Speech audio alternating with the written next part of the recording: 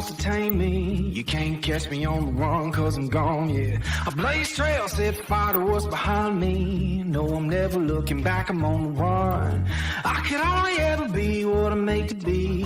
Feels good when I'm living on the edge. Watch me now, go like thunder, gonna sacred ground. Can't stop me now, I don't give up and I won't back down. I'm a force of nature, can't be contained. I got lightning running all through my veins. Watch me now, watch me now.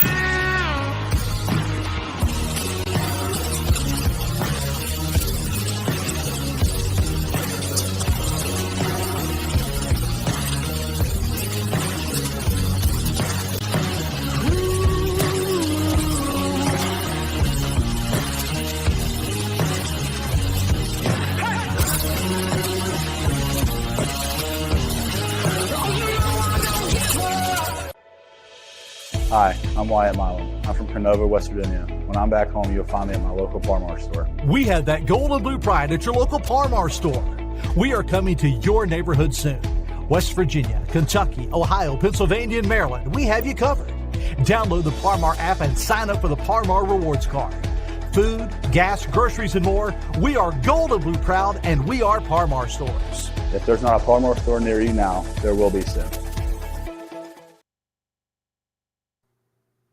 And hello and welcome, my friends, and welcome on this first day of August to the WolfMan's Call. My name is Dale Wolfman, the Wolfman, and I'm just hoping and waiting for Bob Lilly, Mr. Cowboy, Mr. Dallas Cowboy, has got to jump on here and talk to us about he's going up to Canton, Ohio, and what he's going to do is he's going to introduce Chuck Howley, WVU's all-time great, and Dallas Cowboys, part of the big doomsday defense. Man, it is going to be really, really special. So we're just waiting for him to go ahead and jump on.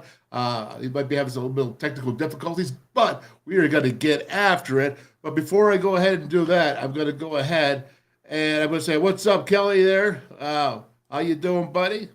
Yep. All right, Kelly, Wolfman. Kelly's over there at a Ruby Hospital right now, getting some things fixed out. He's a big supporter of the show. And Kelly, we just want to tell you, man, get better, brother. I know you're there, but for a while and things are tough. Hang in there, man. Hang in there. You're doing good. All right, and so we got Joey Foster. What's up, Joey? Let's go, Mountaineers. Smash the like button. All right, so again, we're just going to be sitting here. We're going to be waiting on Mr. Lilly, Mr. Dallas Cowboy. This is what happens when you get technical stuff, but they're going to be working on it. So let's go ahead and let's move this show on because we don't stop at the WolfMan's Call. And what I'm going to do is I'm going to jump up, and I promised you a little bit of Lee Kpogba here, the breakdown. And before you know it, we're going to have go ahead and have Lee Kpogba. We're going to break him down a little bit. We're going to have Darryl Prue on today's show. Darryl Prue is going to give us, 6 ways outstanding performance, and then we're going to go ahead and get Lee Javins on here from the Bailey Javins and Carter LC. Hey, Lee is the one who helped WVU get out of the Big East when he was there, so he's going to have some ideas about this. And then, of course, we're going to go and we're going to bring in my guy, Zeke Rose, be part of the panel. We're going to check out and see. Remember him back there under Dana Holgerson? He came from the Last Chance U, that Netflix show, and it's Eastern Mississippi Community College, and just a big star, really positive guy. So Zeke Rose, we're going to have Lee Javins, we're going to have Darryl Prue, all later on this time after we start breaking down here with Lee Kpogba, Oklahoma State, and then, of course, hopefully we get Mr. Cowboy there, Bob Lilly. But let's go ahead and jump out. I see right here. We're going to go. Hey, now, breaking this down, okay, this is Garrett Rangel right here. And Garrett Rangel was a freshman. Remember, Spencer Sanders did not play. And I think it's really important because the defense last year that stood up, I said it was very important that this team that was 3-6 in the Big 12, 4-7 at the time. Could have just given up. This is the last game of the year, Oklahoma State. I broke down Garrett Green, Nico Marchio for you last week and told you exactly what I thought and how some of the offense actually. So I want to see Lee Kpogba here, and then we're also going to go ahead and break down not only but a little bit of the defense, and so we can talk on the defense and see how it's going. All right. So without further ado, let's get this fired up and we'll move it over here. Break it up. Let's do some breakdowns. Go ahead and roll it. Okay, so you see Garrett Rangel right there, 27, 48, 304 yards. I really liked his day as a Mountaineer because he had a very poor day for Oklahoma State. But Lee Kpogba, now he had 13 tackles according to WVU. According to the other stats, he had 14. Doesn't matter, 13, 14. He had 2 double digits in a row, Oklahoma State. What I like about Lee Kpogba is not only is he tough, physical, but he's also a leader. And when he came in last year and they said, boy, he's jumped up and he's a leader of this defense, I'm thinking, wow, how could a guy that's coming in from a community college, first at Syracuse, but then community college, how could he go ahead and be that much of a leader on defense? And I really think he was. Well, as I'm saying all this right here, I have to go ahead and come back out because we have Mr. Bob Lilly right here. And let me just go ahead and check it and say, hello. Hello there. How you doing, sir? I'm good. How are you doing? Oh, I'm doing great. Well, we have you. I'm glad you made it. I'm glad you got the link there. And Yeah. I just I haven't done Zoom much. no, it's all right. Usually Facebook and FaceTime. I mean, Well, that's so good. I had a little problem. Hey, no worries. I'm not sure I've got a big enough screen here, but I'm not going to mess with the. Okay, well, we won't have to. Can you see me all right? Yeah, I can see you great, and I'm just going to blow this up. If that helps you any better right there, you can see it. How are you, sir? How are you doing today? I'm doing real good. I'm looking forward to tomorrow when we get to the Hall of Fame. Yeah, no doubt. I mean, it is a special time, and you were inducted. You were the first Dallas Cowboy to be inducted, and was that the reason why they call you Mr. Dallas Cowboy? Well, I don't know for sure, but I was their first draft choice ever. And I was the first one in the Ring of Honor and the first one in the Hall of Fame. And I guess that's it. I really don't know. No, I would say so. And it's pretty amazing. At 14 seasons, you were the first Cowboy into the Hall of Fame and Ring of Honor. And you had 95 and a half sacks. And you played the game of defensive tackle in a way that was more, I would say you were more advanced in your techniques and skills for the time, as you were a very progressive player ahead of your time, way ahead of it. Well, thank you. A lot of that was Coach Landry and his defense, which was the flex defense. And, I wasn't the fastest guy on the team, but I was pretty fast. But I was very quick. I played racquetball. I started playing racquetball in college, and I played it all the way through my pro career. And I think that one thing helped me more than anything as far as getting out of the way of people's feet, keep from getting cut blocked, and being and I had a quick mind and vision as far as seeing what was happening. And I started playing football when I was 6 years old. And it was kind of like flag football, except we weren't supposed to tackle, but we did. Yeah, right on. Well, you know what? That is so funny because you know who else used to do it? Joe DeLamielleure of the Buffalo Bills and Right. Craig, who played for the Steelers for 10 years and 2 years of the Vikings. So they played racquetball all the time, and Joe DeLamielleure also swore by it. It's kind of a lost art nowadays. Well, he's a good friend of mine. I never knew that, but I'll see him probably tomorrow. Yeah.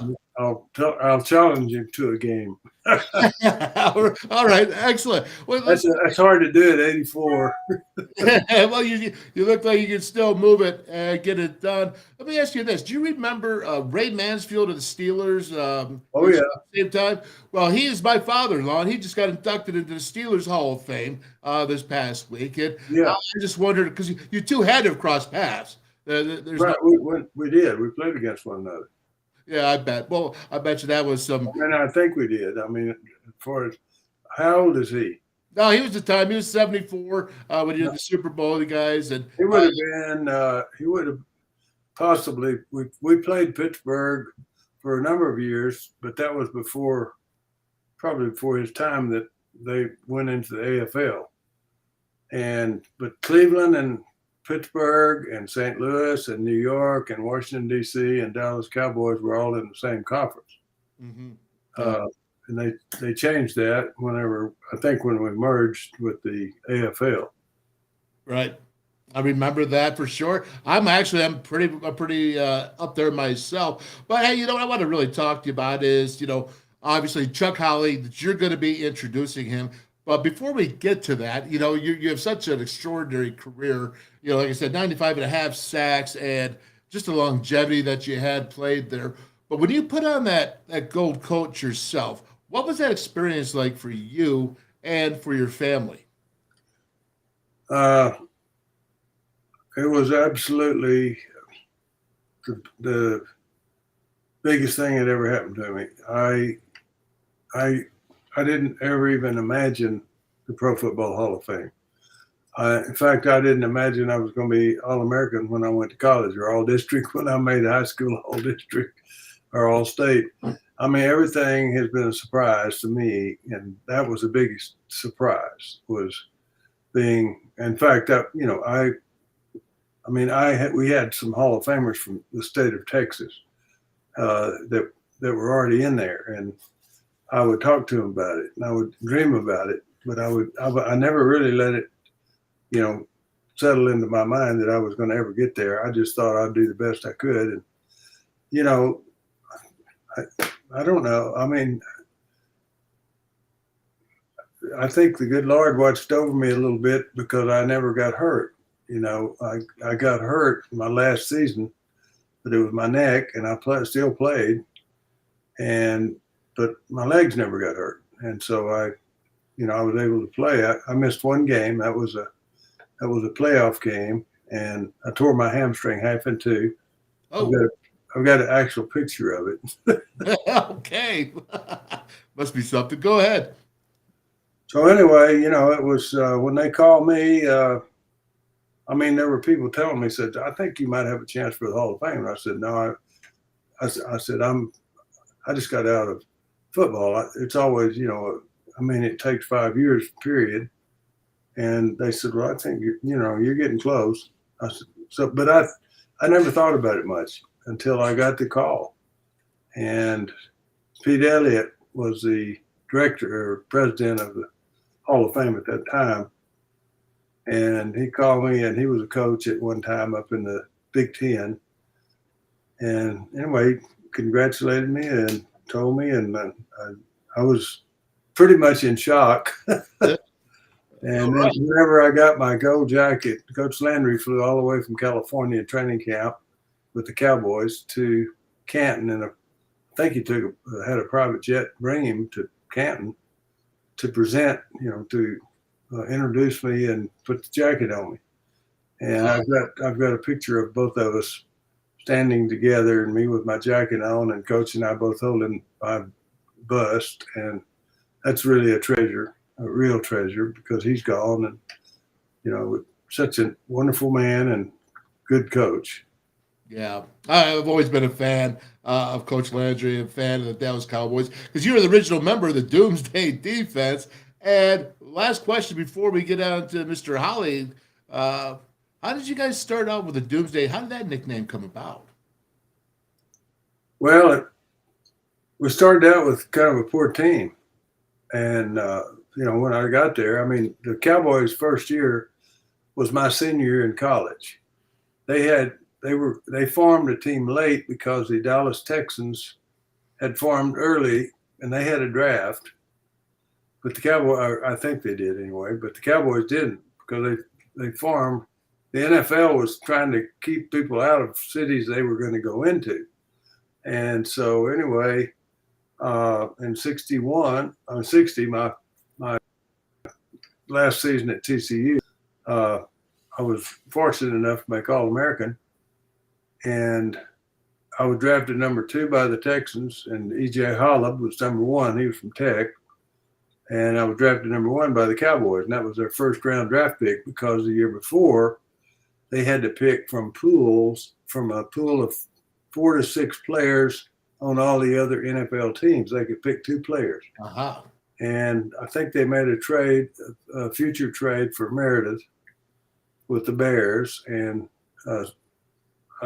anyway, so I ended up the next year when they had their very first draft. That's how I became the first draft pick.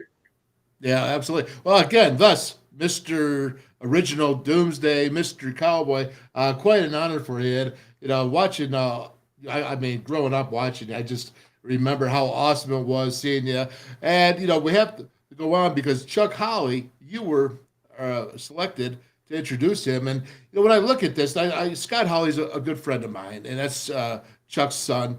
And we talked for numerous years. And sitting there, we're wondering, like, why is Chuck Howley not in the NFL Hall of Fame, especially as a MVP of the only team that ever lost a Super Bowl, and he was still the MVP. That was Super Bowl 5. And then, of course, the Cowboys came back the next year, and you guys won in Super Bowl 6. But 15-year seasons, I think 14 with the Cowboys, 61 to 73.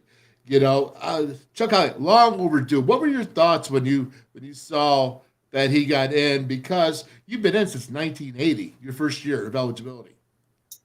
Well, yeah, for years I've been up to Canton a couple of times for our seniors group. We had about 10 of us, and they were questioning us about some of our teammates that were older. And the 2 they were questioning me about were Chuck Howley and Bob Hayes. Bob was younger than Chuck, but still came about my probably 4th year, somewhere in there. Mm-hmm.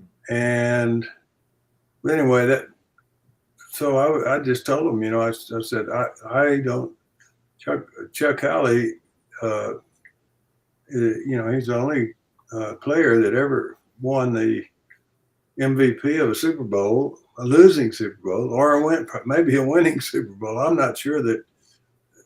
I think maybe I read where only offensive players have ever been the MVPs of Super Bowls. I don't know. It was. You guys lost that in Super Bowl 5, and then you won in Super Bowl 6 the next year, where Roger Staubach was the MVP. Roger played a great game, but Chuck Howley played a great game too. Chuck Howley, if Roger hadn't played a really, really great game, Chuck Howley would have been the MVP of that game. I think he had 2 interceptions and 1 fumble recovery for a 41-yard return.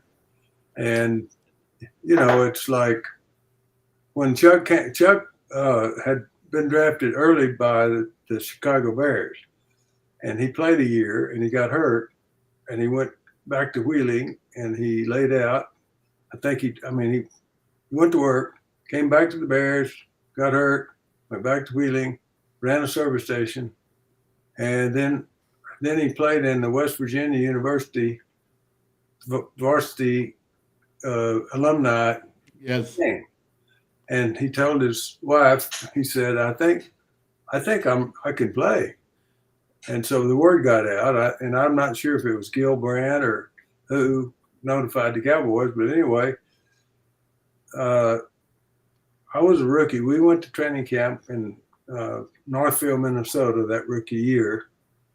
And the rookies always went 3 weeks, 1 week ahead of the veterans, which we had 3 weeks. Rookies had 3 weeks of 2-a-days. So anyway, I was there, and here was Chuck Howley, and I didn't know he'd even played. You know, I didn't. Yeah. I don't think we had TV when I was at college, and anyway, Chuck. Here's Chuck, and Chuck and I roomed. We didn't room together, but we lockered next to each other pretty much our whole career. And here he is. He's about 6'3" and close to 230. And I'm looking at him. I think, God, he looks like a great athlete. I wonder what position he's going to play. And found out he's playing. I think they put him at strong side linebacker the first year, and then they moved him to weak side. And the reason Chuck could outrun most of the wide receivers. Yeah. Chuck was a track. He was a track man, and I think he ran a 9.600 and I'm not sure 5.4 640 or something like that. He ran that in training camp, so I'm pretty sure he did. And here he was, 230 pounds, and yet he was big and strong. He also was a wrestler, and he was a swimmer, and anyway, football. Gymnastics as well. Gymnastics, and so he was a total athlete. Yep. And rarely got hurt. Rarely ever got hurt. Rarely ever missed a game. I'm not sure if he ever did.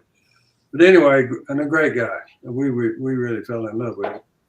But Chuck, Leroy Jordan made a statement a few years ago about Chuck. He said, Leroy is another one that I think might have a place there someday too. He should have. But anyway, Leroy was a great middle linebacker. And, we were talking with Chuck, and we had a little group party. About 6 or 7 of us had lunch together. And he said, well, Chuck, he said, I'm not sure you always knew what defense we were in, but you always knew where the ball was. And he did. And, and I think in Super Bowl VI, I think he picked off two passes and 1 fumble and set up a lot of our points. I mean, we beat them 24-3, but Roger had a great day, but still, Chuck, every big game we ever played, Chuck Howley was a star. I mean, he was the star of the game on defense. And Chuck was down to earth. He was like the rest we called ourselves the working men, the working class football players. And anyway, Chuck went on, it's like later in the career when, probably 4 or 5 years before Chuck retired. He retired 1 year before I did. He played 13 years with the Cowboys. I think he's got 15 years with the NFL. But anyway, he used to, we would practice for like 2 hours, and then we would run wind sprints. We'd run 1040s, and then some of us would drink Gatorade and go play racquetball. And Chuck Howley ran from his last 40-yard dash into the locker room, and he was gone when we got there. And somebody said, well, I saw him shower, and then he left. And so I thought, well, he's probably going home to visit his family.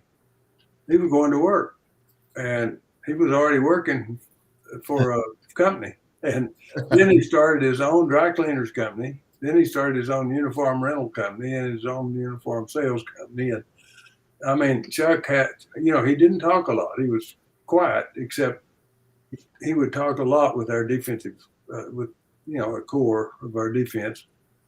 And just a super guy, deserves every minute of it. I'm going to enjoy it for him. I know he'll be looking down on it. And, he's not gone, but he knows it's happening, and he's going to be watching TV, and he's going to be looking there.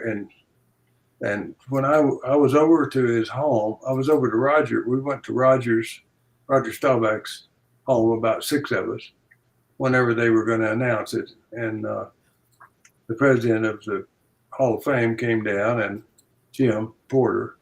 Right. And when he knocked on Roger's door, we went in, and then all of us went over to Chuck's house, which is next door. It's maybe 50 yards away. Okay. And we sit there, and I sit with Chuck, and I hugged him, and I shook hands with him, and talked to him, and he's got a little bit of dementia, but I mean, I could understand a few words that he said, and I could tell how excited he was. I mean, extremely excited. And, you know, I'm just so happy for him and his family, especially. Yeah. Well, let me ask you this. You know, in fact, let me just say this for everybody who's listening. Again, we're with Mr. Dallas Cowboy Bob Lilly, 14 seasons in the NFL, first year eligible for the Hall of Fame. He was inducted into it in 1980, Ring of Honor to the Cowboys, Mr. Doomsday Defense. And you still hold the longest sack in Super Bowl history. I watched that, and the quarterback just kept going back, and you chase him down. That was a great play, by the way. I absolutely loved it, but he still holds the record for that. And you have Chuck Howley, and you're introducing him this weekend in Canton, Ohio. And the great thing, and I really thought about this, is that you've had so many years with them in that group. You know, it sounds like me, like Roger Staubach, living just close distance, and the close-knit group that the Dallas Cowboys were then. What kind of an honor is this for you personally? Even though you've been through it all, done all that, but to be the one to introduce Chuck Howley. Well, it's a huge honor. I mean, I just, you know, as you get older, you don't remember everything, but I hope I've remembered enough to. I'm sure I have. I've got some stats, but anyway, I'm sure they'll give his stats as well. But Chuck, as a person, he was wonderful. We lived in the same neighborhood. When the Cowboys moved our practice field from down near town out to Forest Lane in Dallas, there was a building process of homes that was called Lake Highlands. And Chuck moved there, Leroy Jordan moved there, Dave Vanders moved there, I moved there, Tony Licio moved there. There was one or two more, and I can't remember. Reeves. Yeah, Dan Reeves, I think, was there too. Yeah. Wow. And so anyway, we would have cookouts, you know, and we became really close because every one of us, the builder couldn't sell his homes because there was a glut. And so we got them really, really reasonable. And I would hate to tell people how much they were then compared to now. But anyway, we were only like 10 minutes from practice.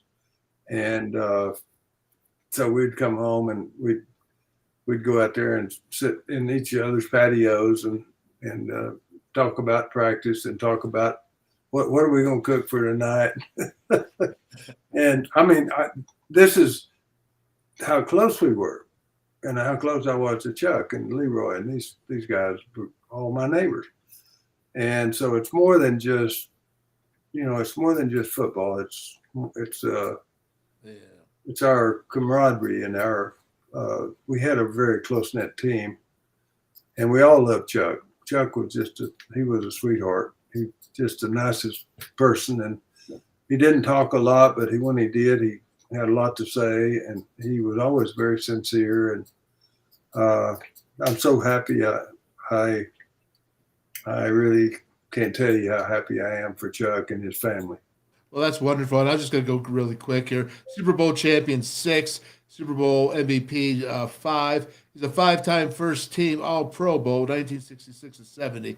Second team All-Pro, 1971. 5-time Pro Bowler. My goodness, Dallas Cowboys ring of honor. I mean, he just has all the honors. He had 25 interceptions, 18 fumble recoveries, 399 interception yards. Because when he got interceptions, he returned them for touchdowns. I know it. That's right. You know why? Because he was faster than everybody else. Oh, very good. Okay, so let's move on to this weekend then. And again, you are going to be introducing it, but Scott Howley, his son, is also going to be speaking. And I was talking to Scott. He said they didn't tell me at first that I had to speak. Oh, really? I didn't know he did either. I'm glad that I don't. Yeah, so I've already done the kind of introduction, and Scott's going to finish it off, and that's appropriate. And Scott was born while we were living in Lake Highlands. Yeah. Yeah. And So there you go. I've seen him grow up, you know. It's kind of neat. I bet it is. And I think he's I think he's ready for this weekend. But boy, it's a big step for him. I know that. He, and the whole family. Well, the great thing about it was when I was talking to Scott through the years and talking, he was always classy. He never was like, my dad deserves to be in the Hall of Fame. I was always the one saying, yeah, your dad deserves to be in the Hall of Fame. I was too. I'm with you, but I can understand Scott. He's not going to do that. Scott's he's a gentleman. Yep. And he knows his dad. He knows his dad belonged there, but he probably was pretty. He was pretty young when his dad was playing, so it wasn't like being one of the teammates where we saw what he did, and we saw how great he was, and he could outrun it nearly everybody. And that's pretty amazing at 230, really. That's exactly right. That's for sure. Do you have any advice for Scott in his speech? I think I would. I think since he's his son, I would elaborate on his qualities as a father and also as a team type person who, he's got a family and he's got families and friends, and he and the fact that he didn't bring everything home, the bad, the good, and the ugly, and all that. Chuck was always positive. And he's got a lot to elaborate on. And Chuck turned out to be a great businessman, and he's got a lot to be thankful for his dad. Did a lot of things that that are very nice for Scott, because he started these things, and none of us probably had the guts to go out and start businesses like Chuck did. And, we didn't make any money, so it was like you had to hock your life to the bank to start a company. And Chuck started 2 or 3, and he did well. And I'm so proud of him. But I mean, Scott knows all that, and I'm sure he's going to be very humble, and he's going to talk about his dad as a father, and he's probably going to talk about his dad as a football player. Probably some of the highlights that his dad brought home, and maybe some of the lowlights. Like, sorry we lost that that game, but anyway, I just can't wait to really hear what Scott's going to say. Yeah, me too. And I'm looking forward to what you're going to say. So again, you coming on the show here is terrific. I'll let you go because I know you got to get ready. You're going to Canton tomorrow. Going to be rubbing shoulders with all the great players like yourself. It's truly a who's who of legends, and it's so much fun to see it all together.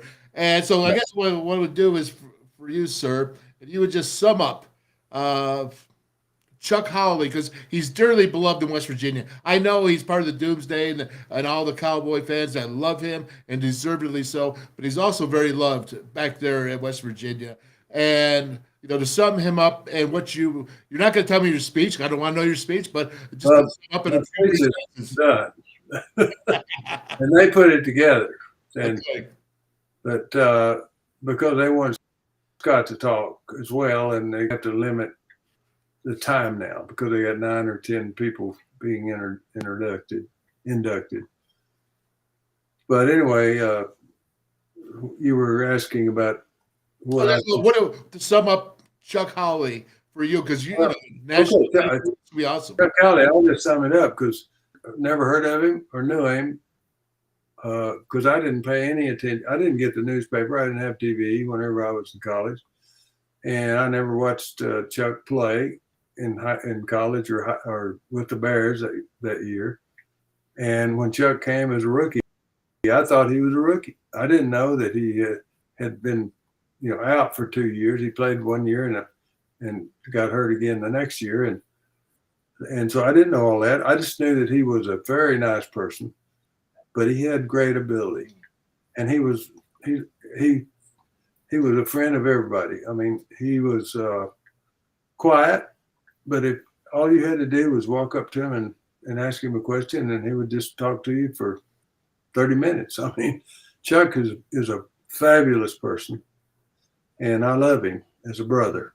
And I think all the teammates that he had during my era and his era, which was the same, feel the same way. That we just love Chuck and Nancy and Scott and that family. Absolutely. Hey, listen, Mr. Bob Lilly, thank you so much for coming on. Thank you for giving us an insight into Chuck Howley. As I said, that he's so dearly loved here at West Virginia, and you are so dearly loved at TCU, coming from TCU, you're a Texas boy, and you're Mr. Dallas Cowboy. I mean, that's pretty wild. Well, there could be a lot of Dallas Mr. Cowboys. I think the only reason I am is because I was first in too many, the drafts and all that. But anyway, it doesn't really matter. What matters is that we had we started out with nothing. We started out with no draft picks and built a team, and it took a few years, but we were in Super Bowl V and Super Bowl VI, and then we were always in the playoffs pretty much. I mean, like at least the first one, sometimes the second one, and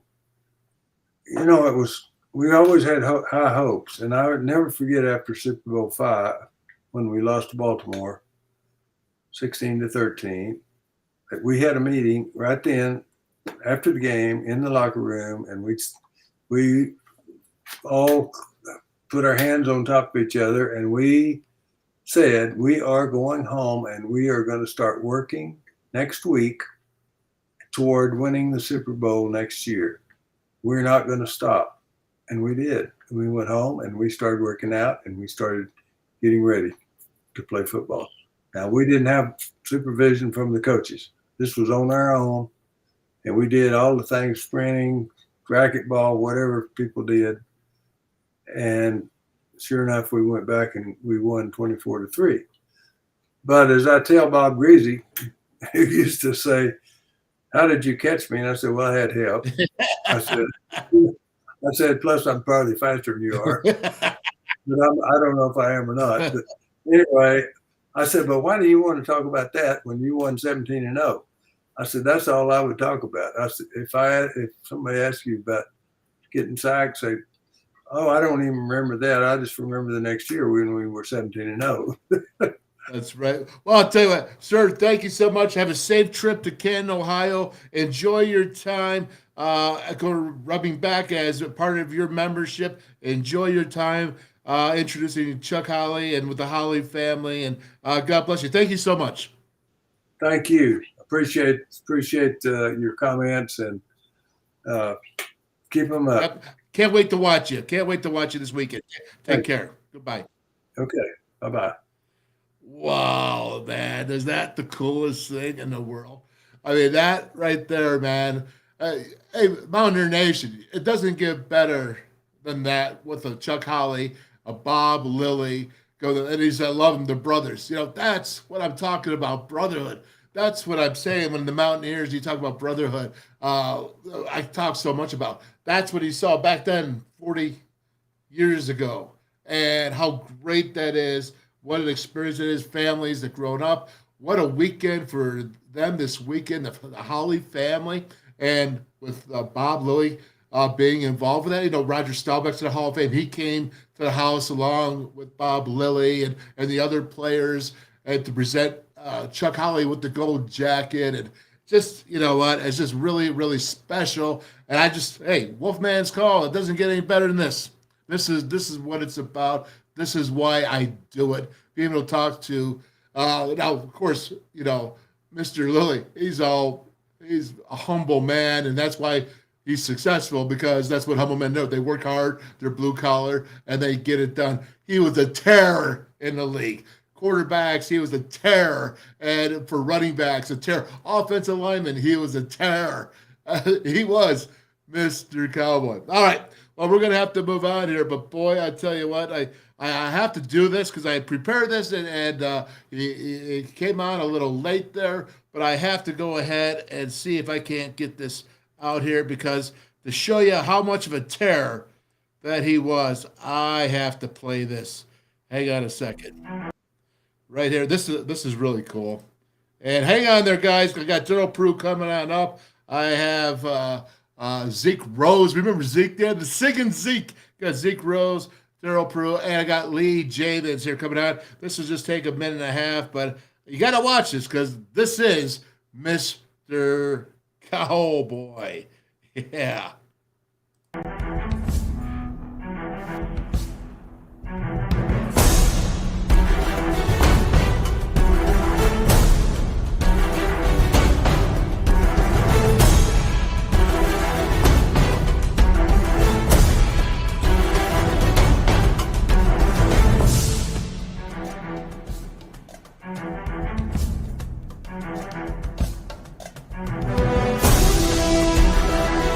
Bob Lilly, number 74, was the foundation on which the Dallas Doomsday defense was built, playing defensive tackle at a level previously unseen in the NFL.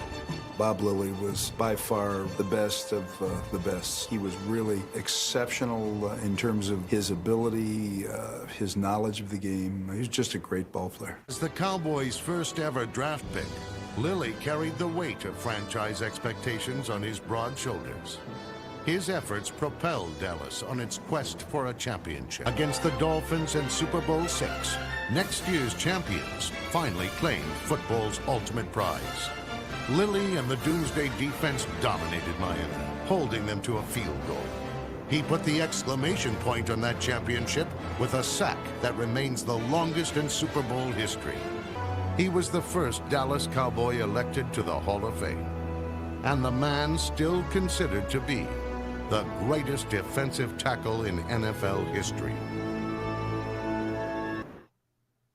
Yeah, wow. I'm going to tell you this right now. You know what? That man was a tear, and it's a pleasure. What an honor I had. I know I got like goosebumps, right? I understand, but that's so cool that we had such a legend there. But now I'm going to have to go ahead, and we got to bring out WVU Hall of Fame, the hoopster, and that would be Darryl Prue, along with the panel here. I'm sure I got the guys here. What's going on, DP? What's going on, Dale, man? That was great, man. Was that awesome or what? Like, I'm not even a Dallas fan, but like, you know, you heard the stories. I used to dislike Dallas when I was younger, you know what I mean? So it was like, you know, just to have him on, you know, to have him talking right before his Hall of Fame thing. I know he's been, you know, pulled in all different kind of directions, you know what I mean? Just for him to come on here and you know, he it looked like he could have talked for another 30, 40 minutes. You know, it was just, he just had a good old time, just letting, you know. All right, Lee. We see you, buddy. Hey, welcome to the show, Lee Javins, Mr. Lawyer. We got, what is Bailey Javins and Carter LC. And then let me get out here as well, since you popped up. Of course, hey, Mr. Zeke Rose. Hey, what's going on, y'all? How y'all doing? What happened to your hair, man? Man, I had to let it go, man. I had to let it go. I was getting old, man. Getting old. Well, I'll tell you what, you're getting old. Hey, listen, I don't know what you've seen. The Zeke, I think you're doing a disappearing act on us there. But there you are. What did you guys think of that? I just hear what DP had to say about that. Was talking to a guy that's Bob Lilly that's been in the Hall of Fame for 43 years now, 44, whatever it is, in 1980. However that adds up, Lee Javins. Well, what did you think of that? Sorry, I cannot hear you, man. Oh, well, go ahead and come back in. Hit the link again and go back. Well, unlike Darryl, I am a Cowboy fan, and fun fact, there's a whole community down in southern West Virginia because one of the assistant coaches was a guy named Jim Raw Beef Myers, and I think he was the assistant head coach to Tom Landry, and he's from Madison, my hometown, and so he always sent back like football signed by all the Cowboys. And so there's a whole community in southern West Virginia that are Cowboys fans for no good reason. I mean, you know, there's no connection except Jim Myers. So I've been a fan since I was a little boy. So I was so excited when the news came about the induction of the Hall of Fame. That was awesome. And Bob Lilly was a great guest. That was cool. What was his name again? Bob what? Lilly. Yeah, it was a lily of a show. All right. Well, listen, let me get to you, hey, Zeke. What'd you think about that, man? You're a youngster coming up, but you see that old school, that old time NFL rock and roll. What'd you think, man? I know you're listening a little bit. Man, I like seeing hard-nosed football anytime I can, man. So watching another defensive lineman just go at it like that, especially at a high level, being considered one of the best defensive linemen to play the game, yeah. And then he's on the panel like right before me. I'm like, hey, that's something to follow up right there. I don't know how I'm gonna do it, but I'm gonna try. That's pretty cool. But well, listen, this is what we got you going on, man. And I don't know if how many people remember this, but you were on the Netflix series when you're in junior college. Last Chance U. Clint Trickett was on that as well as the quarterbacks coach, and then you came to WVU under head coach Dana Holgerson, and you graduated in 2018, the same year Will Greer did. And the reason why not only did I want to bring you on because I love having my brothers on, but you actually played in the Big 12, and we're going to get to that. But before we do, DP here, Darryl Prue, he's got a series he's been doing on coaching, and you want to go ahead, and I want everyone here to comment on this. So when DP is there, and I want you, because you're all athletes, and you're all been coaches, and you all been coached, and go ahead, DP. Let's start out with because this coaching, this applies to anyone, out preparing your opponents. Oh, okay. I'm sorry, Dale. Oh, that's you, bro. Yeah. So you got to have productive practices. One, study lots of film, form a solid game plan. The players got to eat healthy and sleep well. Now, a lot of people don't talk about that, especially because youth basketball. They don't understand how sleeping well and not eating at McDonald's and Chick-fil-A is not that good for you. Have a good physical warm-up before the game. Prepare your mindset before the game starts. Not when the game, before the game starts. All right, speak up a little bit louder over there, would you? Me? Yeah, there you go. Yep. Can you hear me? Yep, all good. All right. Somebody repeat them again? Hurry up. Yeah. All right. 6 things you need to out-prepare your opponent. 1, having productive practices. Study lots of film. 2, 3, form a solid game plan. 4, eat healthy, sleep well. 5, have good physical warm-up. 6, prepare your mindset before the game. All right. So when you talk about this, preparing your opponent, I mean, you have to start with the mind. And Zeke, I'm going to go to you first, and I'm going to let the old guy Lee sit on this for a minute. I'm going to come to Zeke because I've been playing, and you just got out of the league, of the indoor league last year up in Massachusetts. And for you to out-prepare for your opponents, what did that mean? So for us, it started on Mondays when we didn't have physical practice, but we had mental practices. So we'll go into the meeting room, we'll talk about what we did the game before and talk about how we can improve. Even if we won, we found different ways to win again, you know what I'm saying? And then Tuesday to where we wouldn't have pads on, but we would get physical with each other. We'll make sure everybody knows their jobs, their alignments, their assignment, and make sure we can execute such things. Day 3, we're going to on Wednesday. Pads on, everybody a little bit faster, a little bit more physical. Make sure everybody know what's going on at this point. Thursday, if it was an away game, we'll do a lighter practice. Everybody's it's more of a mental practice at this point. So we're all dialed in, talking through it. Everybody's communicating.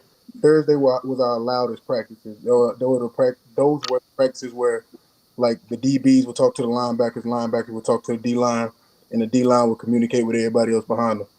And it would be one of those practices where if you don't know what you're doing, then you're probably not playing on game day. You know what I'm saying?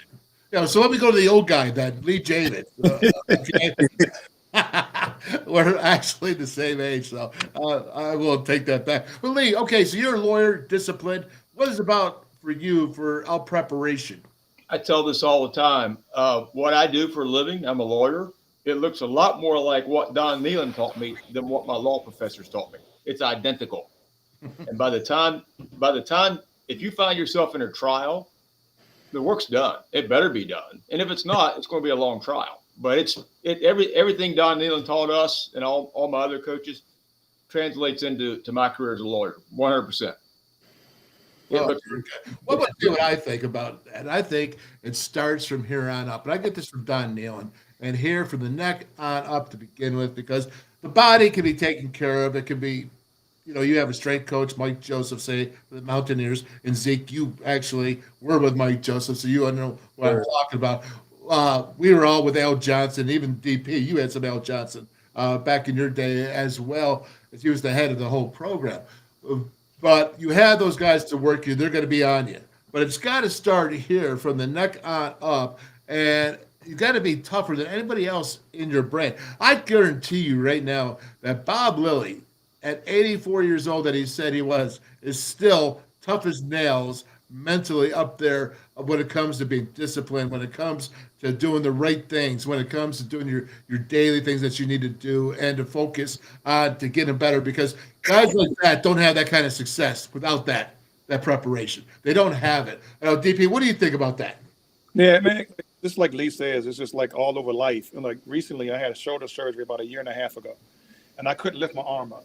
I had frozen shoulder, I had tendonitis, and then I had partially torn labrum, and I couldn't lift my shoulder up. So now I can get my hands up, both of them up at the same time. So after my surgery, my doctor was like, I probably would never have 100% mobility. Because of the preparedness I had before, the discipline of support, the extra work I did, now I got 100% movement in my shoulders, just because of the discipline we got all those 6 components, being about 2 days after surgery, they had me moving around, so it was tough and hurt, but that's, we didn't cave into it, so Okay. All right, DP, listen, man, we're losing you a little bit. Go ahead, come back in. All right, go out and come back in, and let's reboot that up a little bit. All right, so let's talk about nutrition then, Zeke. Nutrition's got to be huge for you. You look like you're still looking good. You're looking big, looking like you're ready to play here, which we're going to talk a little bit about. But you have to take care of your body and getting to sleep. The big thing now is like sleep and recuperation. If you remember all that with Mike Joseph, had everything on there, checking out your sleep time, the wristbands, watches, whatever they were. So what's your take on that? It's so new nowadays. So me personally being on both, like I did both sides of it. Time before when we had monitored sleep, before we had nutritionists in the building that like gave us a meal plan for every single player, and then going into it with Mike Joseph, coming from EMCC to going into meeting Mike Joseph, and first time I get there, he like, all right, you're fat. I weigh 260. Like, man, fat? You mean? He was like, we're gonna get you down. Don't worry about it. My first 3 months, they monitor my sleep. They put me on a diet plan. I was still like, I came in, I was like 265. I was 268 3 months later, but I felt and looked so much better. And it all translated from how I slept and how I ate and how I trained before I got there. And then after I got there, like Mike Joseph had us on a strict plan, like wake up at 5 a.m, got to be there, RTT, that's ready to train for everybody.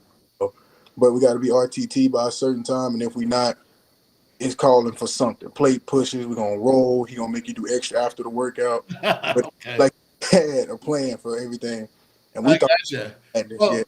Let me say this. I don't think Lee did a lot of rolling back in the day, though. I mean, he was 230 pounds as a middle linebacker. Now I think he's on the GQ role. They're trying to get being a male, what do you call that? A male model. There you go, Lee. So, all right. So, Lee, what do you think about that nutrition, man? Getting yourself healthy. I know you're into it, man, and it's important to you. Brother, I'm like you. I'm going to be 55 at the end of this month, and I'm just trying to live my best life. And so I value my sleep. Like, that wasn't something you and I had so much. We didn't have monitors, but I appreciate. Or did we sleep very much either? No, we didn't. But that's just between you and me. But man, that drives that.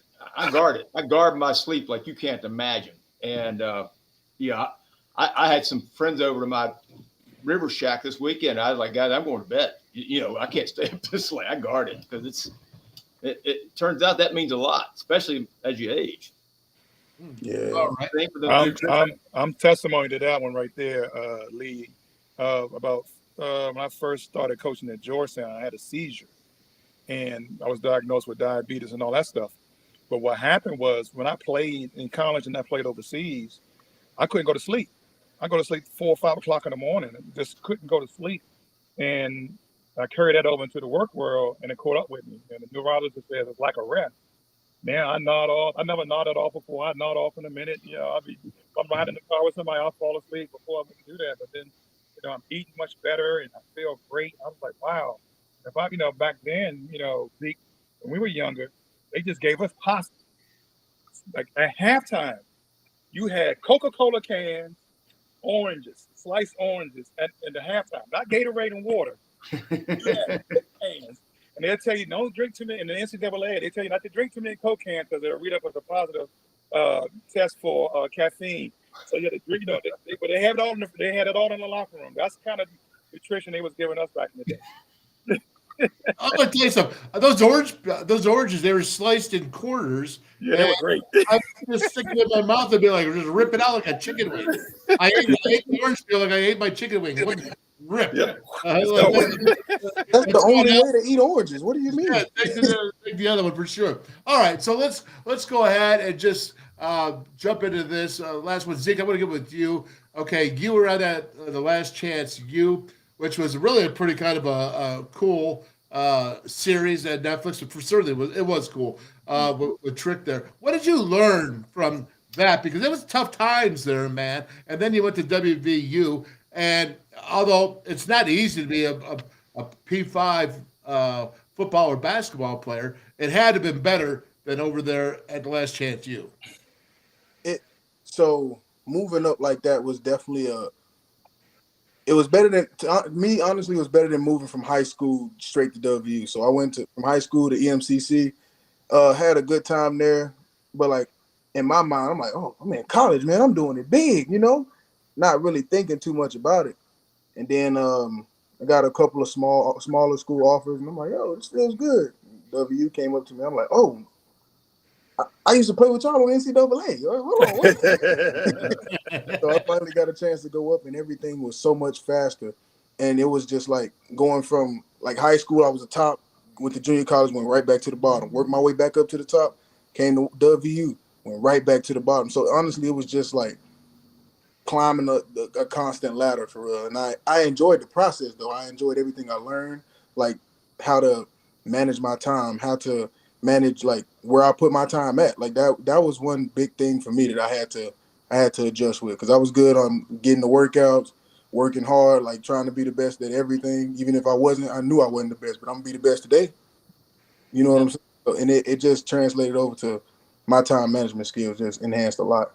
Well, it's really interesting because I saw that, you know, you say you started off at the top, you went to the bottom, worked yourself back up to the top, then you went to the bottom when you got WVU. But you know what? You worked yourself back up top. When you left in 2018, you were at the top of your game, and you've been playing in some different leagues and keeping it going, which you are still doing, right? But now you moved back to Morgantown, correct? Yes, sir.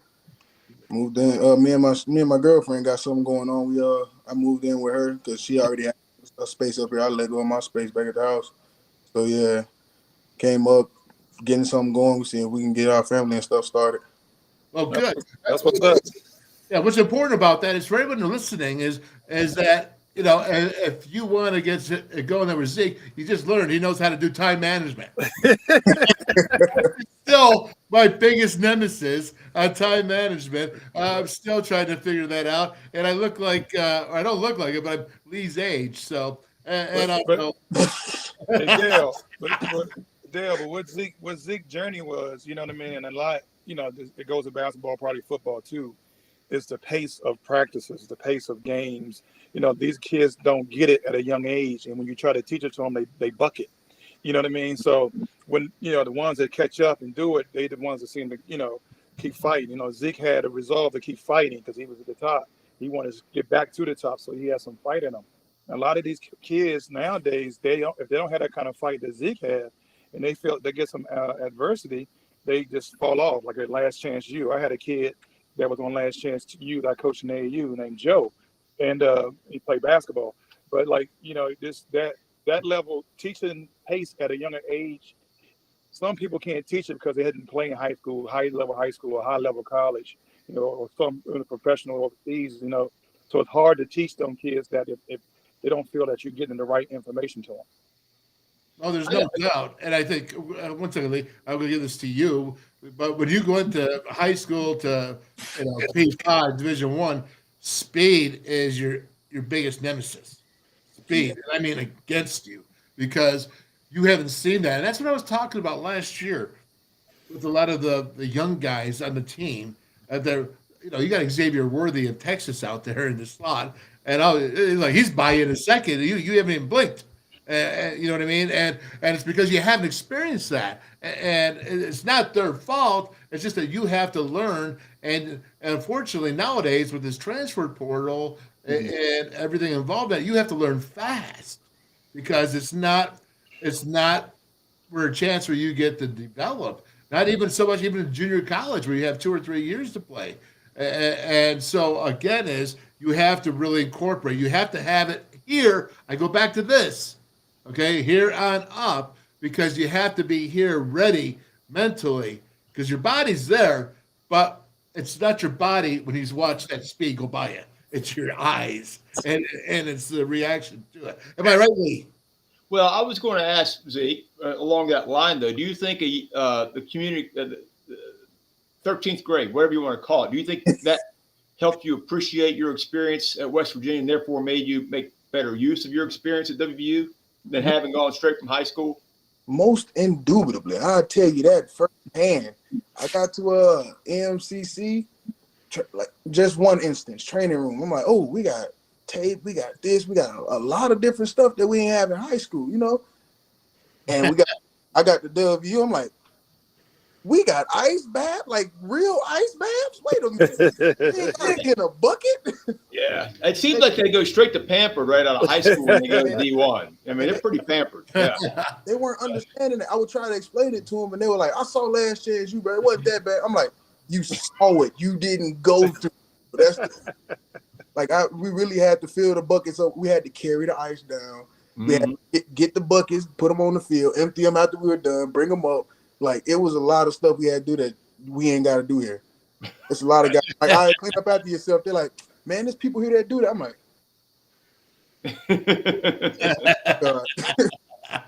all right, man. Well, very good. All right, so let's go ahead. Let's just move this on then. Lee, I brought you on this show because for a reason other than your looks. And it's really about, because you were in the whole group to help WVU get out of the Big East. That's correct. And so now you're seeing this here in the Big 12. And I like Zeke being here because he actually played in the Big 12. And we don't have a lot of guys doing that. They're young guys here. I know DP's really not young. So, again, relying on that, the Big 12. Colorado coming in. Now, what do they have to go through here? Now, they're not going to have to pay expenses, but there's a lot of procedures that they have to go through to get out of the Pac-12 to get into the Big 12. Well, I'll start by saying this just goes to show, because my impression is, and I think it's right, is that the Pac-12 is the best conference in the country at all the Olympic sports, everything but football. I mean, man, they do all the sports. They do volleyball, they do basketball, they do track, and that just goes to show you how much football outweighs all the other sports combined, that you'll leave a great conference. I mean, it's otherwise a great conference, and it's driven by football. I think that's I just don't know. I think that's interesting. Well, how much basketball now? Because, we think about it, Arizona, a possibility here is really sponsored by their basketball team. You're looking at that. The team is, because they have legit football, but it's not great football. At least it hasn't been traditionally over the years. I'm saying those two sports. I mean, they outweigh all the other sports combined. It's no question. Okay, but football's big, but so is basketball. Well, football is big. You're right. And again, like I said, legitimacy. But Colorado, now DP, you said yesterday you thought Colorado had some good teams in basketball, but they got to be driven by football with the whole Deion thing right now, and the tradition of Colorado. But did you see the ESPN news flash before I got on?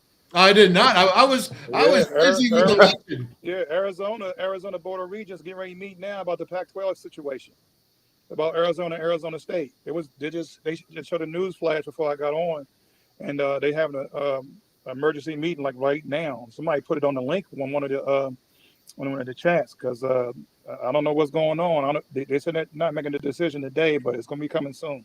Well, that was the big pressure point when we negotiated out of the Big East. And that was the biggest pressure point. It wasn't the Big East. The commissioner was like talking about, we're trying to get out. And we're like, here's a bunch of money. And we have Boise State ready to take our place. Here, they were rolling back then. Yep. We're giving you Boise State. Here's a bunch of money. And we just want to go. And believe it or not, the pressure wasn't from the Big East or the commissioner. It was Pitt. It was Syracuse. And they're calling like, whoa, wait a second. If you get out, and that's where the biggest pressure point was, is everyone else. And then you know the rest of the story. But that was the pressure point. And so because it's like, I don't know, it's like rats jumping off a ship or something. Yeah. That's kind of what's happening here. Yeah, the Big East was great for basketball. I mean, like, Villanova didn't have a Division I basketball. Oh, yeah. Georgetown, it was awesome basketball. Yeah, it was, it destroyed that. But, like, at the end of the day, the football, it was, it just, now we're not creating, those natural rivalries with all this, all this movement around, which is cool, but it's not. But, maybe you just got to play a Pitt every year anyway, or Maryland every year because they're close. But, it just took away all the traditional rivalry. For sure. You know what? Let me tell you this, though. When we went to New York at Madison Square Garden, that Big East tournament was absolutely cake, man. Cake and icing all in the same. It was awesome. And then when Deshaun was on his lowest season year. Don't do that. Don't do that, Dale. Don't do that, Dale. Zeke, you don't know that. I was coaching on Georgetown staff when Deshaun hit that shot. I was on that. We told them not to switch, and they switched, and they hit, and Deshaun got free and hit the jump shot to beat us. You know what? That was your call too, by the way. So you blew it. Oh my goodness! All right, so let's talk about Big 12 and what you're thinking about the teams. You got Houston. You played under Dana Holgerson. You know what he's like. You know what Darryl's like there down there, strength coach in Houston. Yeah. You know all those guys, or not all of them, but many of them. And you think about the Big 12 and Cincinnati, and then UCF and all that. Now, what do you think of football in the Big 12 for talent level? Because you played against SEC teams, you played against Big 10 teams, all right? You played against other teams from other divisions. What do you think of Big 12 football? Where does it stand? Is it the third? Is it the second? What is in your mind? To me, I'm gonna say SEC is the first because it's something different about the SEC. In football, you can't say that it's not, man. But Big 12 is definitely like it's a faster style of football, man. It's definitely one of those you have to be ready for at all times. Like it will mess with your mental a lot. Like you can see a lot of different stuff that looks the same, and I ain't like playing against the Oklahoma with a faster type of offense that like look for big shots. You play against the when I played against Oklahoma, and I played against like Iowa State probably wasn't the best offense, but they definitely had some stuff that you had to watch out for. And it was just a bunch of different things that Big 12 had to offer that you didn't see in like Big 10, like even the SEC. Like SEC is like you got to be strong. You're gonna run it down your throat. Big 12 is like, all right, we'll run it here and there, but your DBs better be right because we putting it in the air. And just seeing all the different styles, man. I put it like 2 or 3, honestly. The 2 or 3, okay. Well, I mean, Big Ten's probably going to argue that one. I actually agree with the SEC, but I always think the SEC, it's that top half, man. That top half that's so strong that destroys everybody. But you're not seeing Ole Miss. You're not seeing Mississippi State. You're not seeing South Carolina. You're not seeing Vanderbilt. You're not seeing Texas A&M. You're not seeing Missouri. You're not seeing them in the playoffs. I mean, it's always Georgia, Alabama, and LSU. I mean, what do you want to say to that, Zeke? Go ahead. I can see you. I got something to say. Hey, let's talk first. Let's go. Go ahead, Zeke. On that note, like, yeah, you see the Alabamas, the Georgias, all the good schools like that. But let's say we were to move a Texas A&M, put them into the Big 12. Let's say we were to take them and play. We could play them against any Big 12 team. Do you think that would be a nice game? It'll be a to the end game, or you'll feel like at some point Texas A&M going to end up rolling away. Or I know this. When I was coaching over 10 years ago, we went to Auburn, and we should have beat Auburn. We did beat them the year before. That was Tommy Tuberville's last 2 years, I believe. But we went down to Auburn and had a lightning storm, rainstorm delay, and all of that. And we lost, but we were up big. So, again, we played at Auburn. That wasn't their strongest times. We went with when we had Pat White. We went down to Mississippi State. We beat them. Again, that's not the powerhouse. It's not. I agree with you about Texas A&M, but I wouldn't agree with you about Texas A&M last year. Yeah, I would say that. I think that's why Jimbo's in trouble. They guarantee him $100 million, and he's not doing anything. So I think that's a problem. Am I right, Lee? Yeah, spot on. I mean, but yeah, matter of fact, he's just spot on. I'm with you. All right. Excellent answer for a lawyer. Well, I mean, I don't know what to do with that. Right on, man. But there you go. All right, fellas. What else do we want to add to the comments about this Big 12? I want to talk about your statement about it's always LSU, Georgia, only LSU, Georgia, and Alabama. Yeah, go ahead. With that statement, they always in the Final Four. One of those three teams. Yeah. Let's be real. Like, it could be any. I don't care what conference are you in. It's like if those three are always in it. That's a strong conference, just like Kansas in basketball. No, did I not say that? Huh? Did I not say that? I said that they're always there. They're strong up top. I'm saying when you get down to the other half, I think the Big 12 comparably, there's not as much differences with the Oklahoma. Overall, I think the Big 12 can match with anybody. I think top to bottom. Overall, top to bottom. Yeah, I think top to bottom they match with everybody. Even with basketball, like all the teams. You said how it was like the old Big East. Everybody was knocking each other off, but all of them were good. You know what I mean? Like as bad as we were this year, we still got in with a 500 under 500 record in basketball just because all the teams were good. So just the same as like sometimes Missouri give you every 5 or 6 years that they're being okay. Tennessee, you have all the other teams. So it's like you said put Texas A&M into the Big 12, it changes things. How about this? When the Big East, when Virginia Tech left the Big East, went to the ACC, they were on a tail end of the Big East. When they go to the ACC, they were top 4. And I got one for you. Who's done less with more? Tennessee. I'm talking about football. Mm-hmm. Who's underachieved more? Tennessee or Texas A&M? They both got resources out the wazoo. Yeah. Who's the bigger underachiever? Well, let's go to our SEC expert. Apparently, Zeke. Because he's from Mississippi. He comes. Where do you come from, Zeke? I'm from Mississippi. There you go. All right, SEC stronghold. Okay, there you go. I can see why you're talking. Go ahead. What do you got to say to that? Bigger underachieved. That's a question for you right there. Because both of them. It looked good until it ain't good, honestly. Yeah. There you go. Come on, keep going. Classes, all the money. Oh, God. Now, remember, Tennessee last year had the biggest collective in the country. You said what? NIL. Had the biggest collective in the country for NIL, name, image, likeness. And they had the big year. I mean, they went ahead and they beat Alabama. In fact, I was driving down to see Maverick, my son Clay, down in Atlanta, and you know who was driving by me? It was Alabama buses on the way to play Tennessee. And I swear to you, I was like, that's Nick Saban in the front seat. I swear. It was a road construction, and we're going slow each way, and there's just a middle blocker. I don't know. I don't think Nick Saban travels with the team, so I don't know. But anyways, all right. So SEC, I hear you about that, and I'll let you finish up, Zeke. What do you want to finish about the SEC? Well, honestly, to finish up on the question that Mr. Lee asked me, I would say A&M, honestly. And I'm kind of biased towards the SEC because that's why I can't help it. I'm down there. I have a question. When you go ahead, I have a question about, and it's about A&M. Didn't Mahomes go there? No, it's Texas Tech. Oh, Texas Tech. Oh, okay. Never beat West Virginia. No. Right. I'm like, you know what? Yeah. Mahomes and Who? Doug Flutie. Doug Flutie.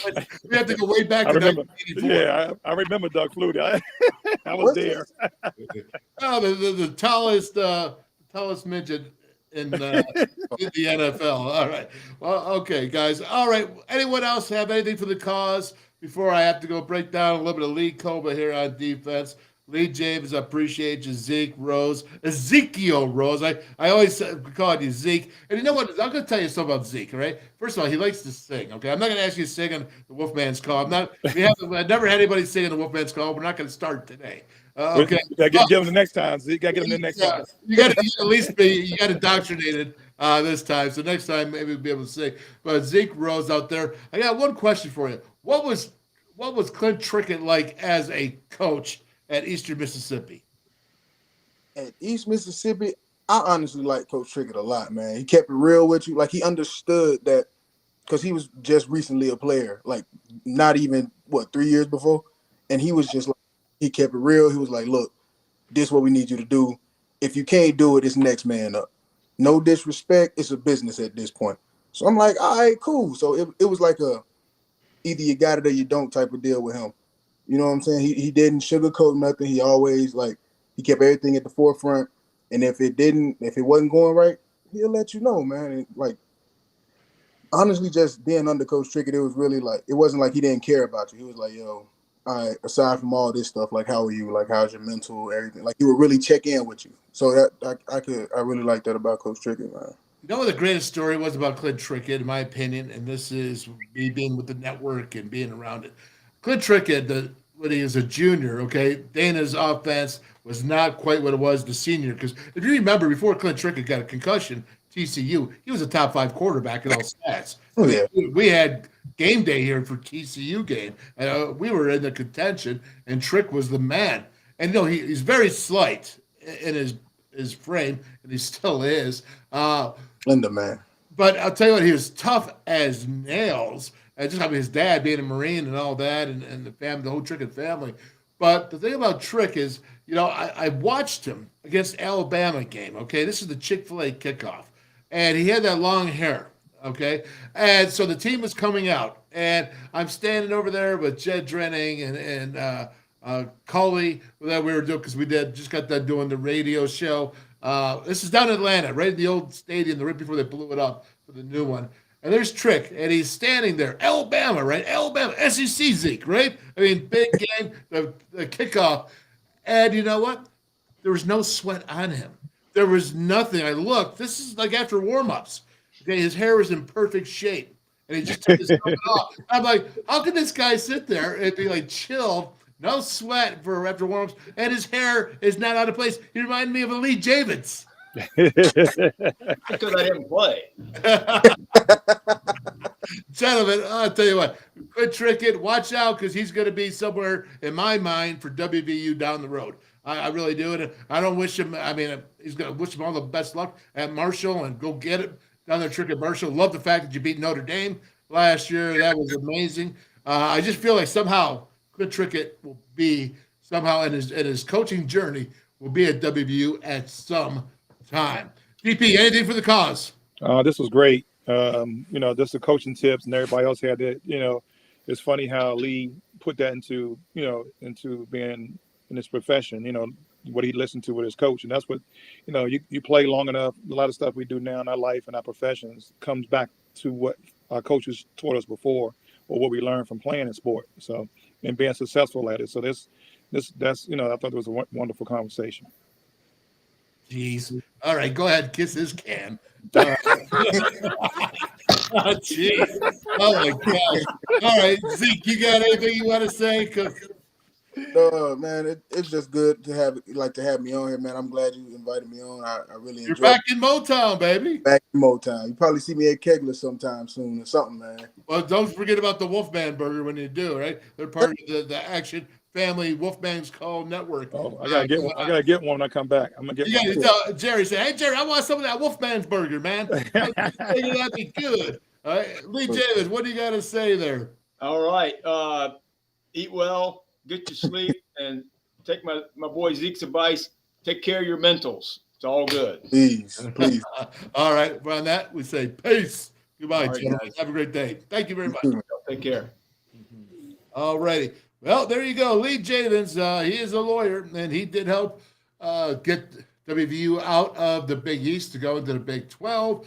And, of course, he had Darryl Prue, WVU Hoops Hall of Fame, very knowledgeable coaching. I love when he comes on and just talks coaching because, when I see coaching or hear coaching, it's all about basketball, football. It could be gymnastics. I mean, obviously, I'm not as flexible in gymnastics as I would be in football, but it is still the same thing when you're coaching, and I appreciate that. Zeke Rose, he's back in town, man.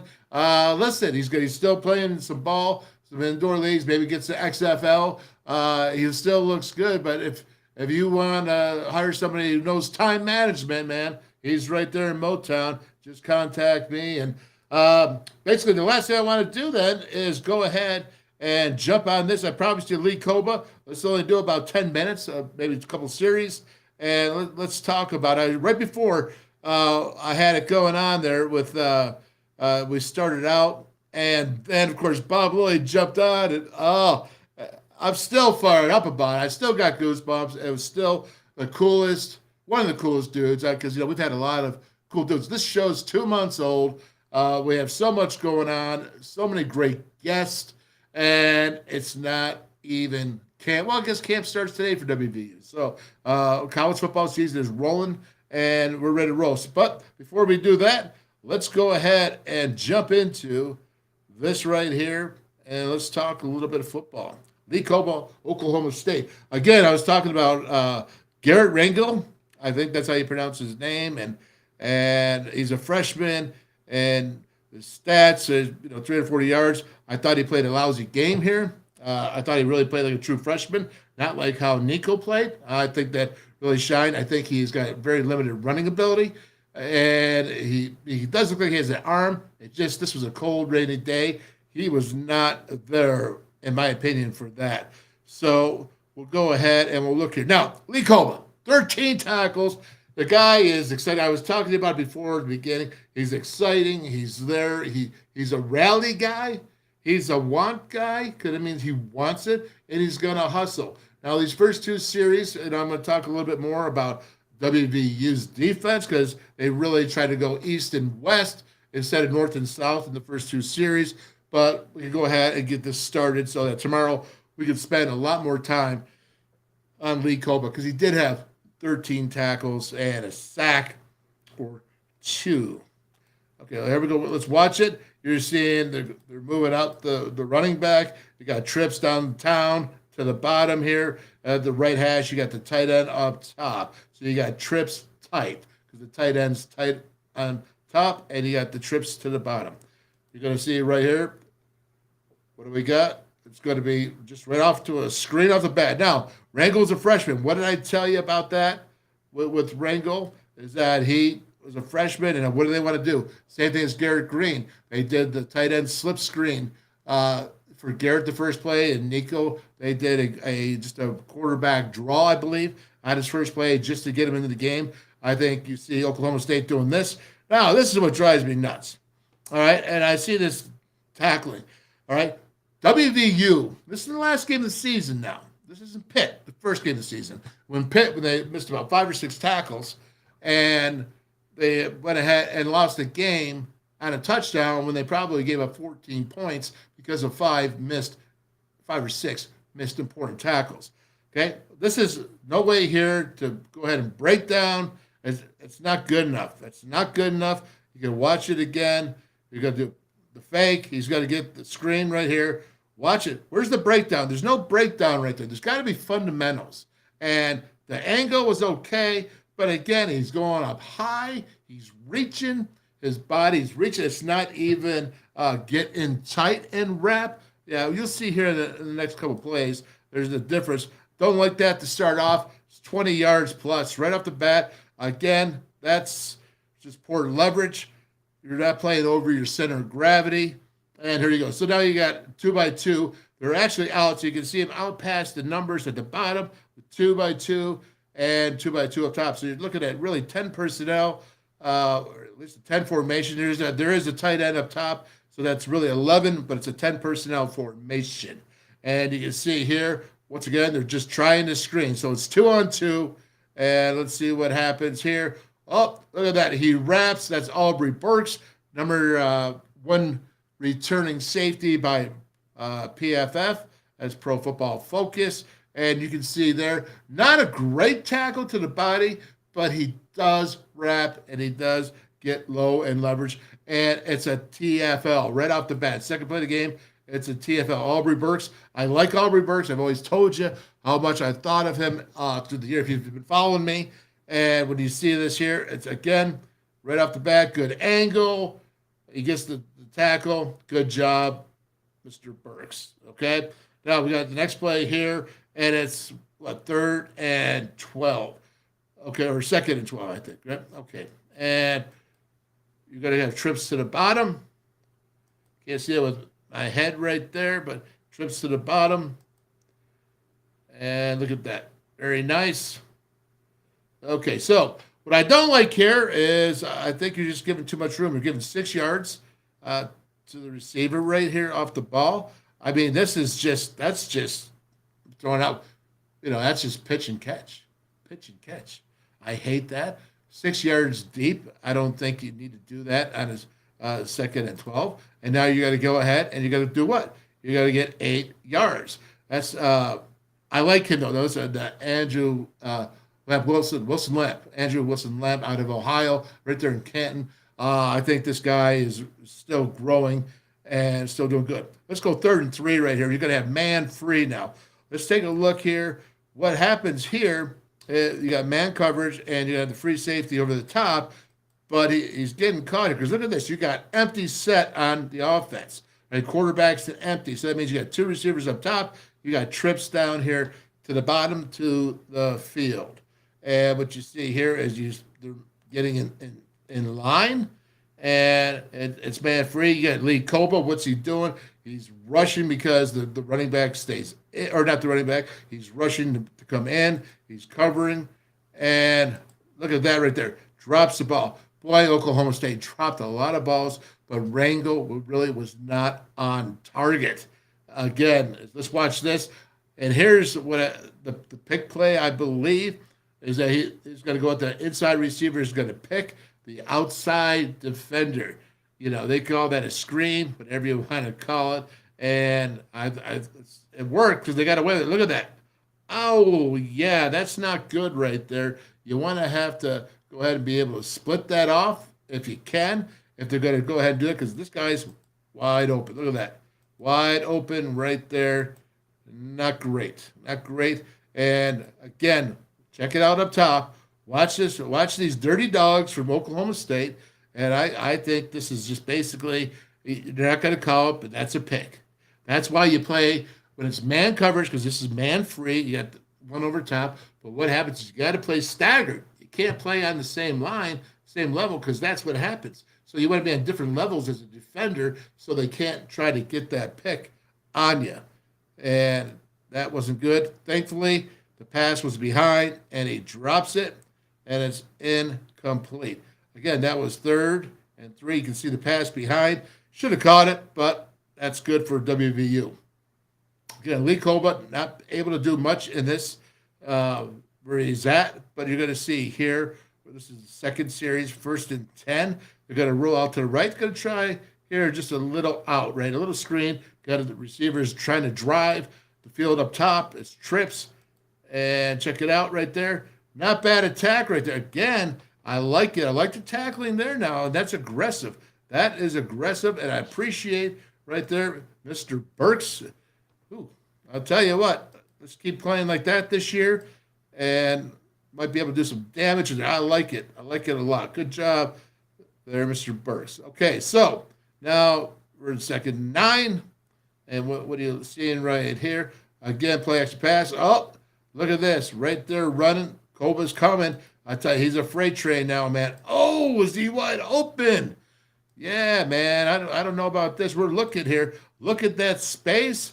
We got to cover. If you're going to go cover 3 or something, someone's got to cover the middle if you're in zone right here. Somebody does. You got trips up top here. That's a bunch. That's trips bunch, right? They're together. You got a single guy receiver down here at the bottom. receiver. What, the DB's he's a yard off the ball. I like that. I actually like that. It's like you're challenging that wide receiver. But look at this hole right here. You got to get over. You got to get over the top, man. You can't leave this here the way this is. That's an empty zone, and that's a big, big missed opportunity for Oklahoma State. Great opportunity that was missed for WVU, obviously. And see this? Kpogba's going to come in. I tell you, Lee Kpogba is fast. I mean, he's thick. Did you see him at the Big 12 press days? I mean, dude's yoked, right? Yoked. Yeah, no doubt about it. All right, so here we got 3rd and 9. And we're looking at here, you got doubles, 2x2. They're stacked. And it's 3rd and 9. So here we go. What do we got? He's going to go back and pass. Oh, this is Lee Kpogba coming in right here. You're going to see him take the tackle. He's got to shadag him. I call it shadag, whatever you want to call it. Rutadog, rutabag, whatever you want to do. But he just throws him down there and ragdolls him, and he makes the tackle. You got to like that. Let's take a look again. And do you see his energy? And I got the circle here. Do you see his energy right in the back? That's what I like about Lee Kpogba. And he plays hard. He's physical. And like I said, he's yoked, especially this season. My gosh, Mike Joseph's been feeding him something monstrous. And you can see him coming in attack right off the bat. There's actually 2 guys on him, but he doesn't stop. And the guard's going to leave. And look at the lineman. He's going to go ragdoll him. And the quarterback scrambling. He gets half a sack right there. Good job, Lee Kpogba. Just starting out. It's all good.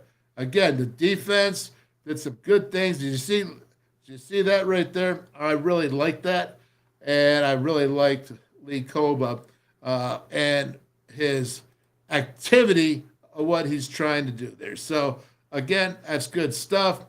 And let's go ahead and bring this up. All right. So, last but not least, let's go right to here with the network. And let's open this baby up and see what we got right there. That's right. Jack it up. There we go. WolfMan's Call Network, Monday through Thursdays, 4 o'clock. You gotta love this. I do. And we just had some stuff that we just printed out saying we're part of the network for the local franchises there that are involved in this. It's really cool, and I'm excited that they are a part. And we're going to start off with Archies. Archies in Pittsburgh. That's East Carson Street. And it looks like a comics there right there. It's so cool. So good. And then that's up there in Pittsburgh. And then we head right down to Bridgeport, Brickside Bar and Grill. Eat local. Rob Davis. Love Rob. Loved him for quite a few years now. Always supportive. And then you have to go there to Elkins and Jimbo's place. And then you got Jimbo's place there in Buchanan. Now, we got something really special going on next Monday. I'm going to probably tell you tomorrow. I'm not going to tell you today because I don't want to tell you today, but we got something special. Jimbo's place in Buchanan and some new sponsorships, and things are rolling really well. Kegler Sports Bar and Grille in Morgantown. Jerry the Wrens, it is the flagship, right? Flagship. You got Aaron Gizzy out there, Legends out there, Lakeview Golf Links and Legends Sports Bar and Grill. Then you go to Fairmont. You got the Mason Jar, Steve Reese. It's the barbecue and more. My gosh, you see that chicken I had put out there before? Unbelievable, their barbecue. And then, of course, in Morgantown, back there to Oakland Street with Melissa Mel. Love her. She's a great manager out there, and she works really hard. Make sure you take care of Mel at the Mountaineer Tap House. And then you have the Mason Jar Saloon and Hotspot, Steve Reese again. That's also in Morgantown. And then you have the Pallet down there. Love the Pallet Bar. 24 different kinds of drafts and great food. They got trivia and tip your servers. Haley, very good. Cantrells, River City Grill, and unbelievable. The food I see there coming out looks great. It's down there in Hinton, West Virginia. So glad they are part of the WolfMan's Call Network. And again, Route 22 Sports Bar up there in Weirton on your way to Starlake Amphitheater. It's Route 22, man. It is amazing. 12 50-inch TVs to watch your games, or and the WolfMan's call. All right, everybody. That was it. We got a little bit of that. Want to thank, of course, Bob Lilly. I hope they have just a fantastic, you wish the best for the best of people. I hope they have a fantastic time. And I can't tell you how happy and privileged I felt to get him on the show talking. It just doesn't happen very often that way. And Bob Lilly, thank you so much. Thank you to his wife, Ann, as well, for helping us get that link worked out.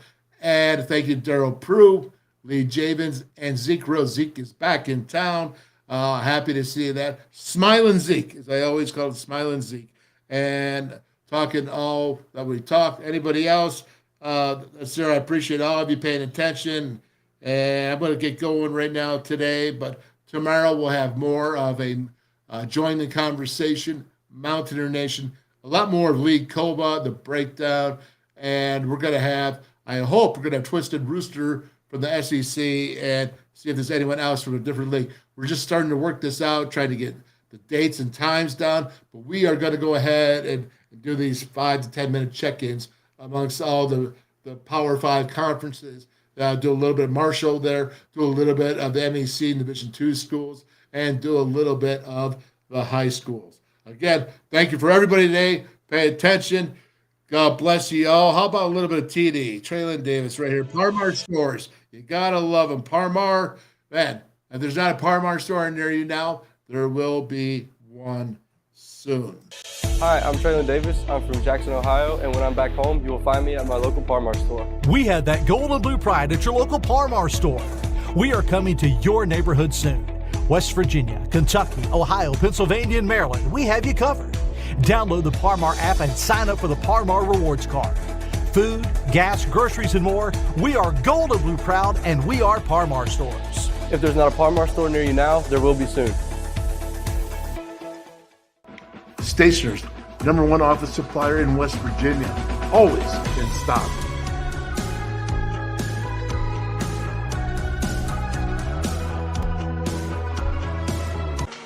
All many, the anywhere, anytime chargers, powering a connected world.